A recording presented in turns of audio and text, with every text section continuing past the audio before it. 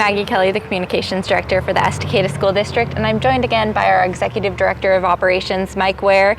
We are at the athletic field at the middle school. Mike, tell us a little bit about what's going on here. We see that some progress has been made. Yeah. Tell us about the status of this project right now. Well, as you all know, we've had a pretty wet spring, and which is problematic for a turf field project. But however, we are starting to move forward. We now have major equipment out in the field, and we're going to start moving dirt towards the center of the field, and then eventually doing a mass excavation, pulling out about 10,000 yards of dirt and removing it from the stadium.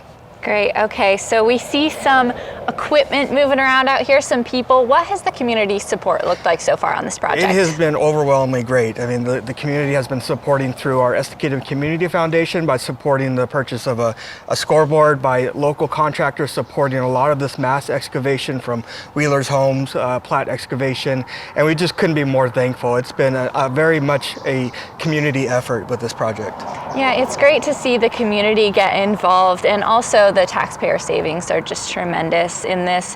When do you think the community will be able to start enjoying this new space? We're really excited to see it. That's a good question. We are kind of at the mercy of the weather, but we do plan on being able to move dirt, like I mentioned, over the next couple of weeks. There's a lot of phases and components of this project, but we do anticipate having this turf field done in August and ready for the first home football game.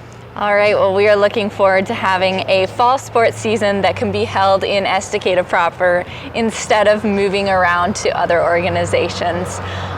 Next, I wanted to talk briefly about the updates at the high school gym. We know that the floor suffered some damage. Where is the status of that right now? Yeah, good question. We've just completed the abatement process, and the floor is really just kind of sitting there bare in cement and concrete. We are now doing the plumbing phase of it, which is a critical piece because we don't want to have this happen again in a flooding. And that's happening now over the next couple weeks. The gym floor will be delivered at the end of May, and then we start to install the floor throughout the month of June, and it should be wrapped up by the end of June. All right, that sounds good. And did you find hazardous materials that you were able to safely abate? We did find hazardous material. We safely abated that over the last couple weeks from the end of April to early May, and it's successfully done that, and we have a very safe and friendly environment.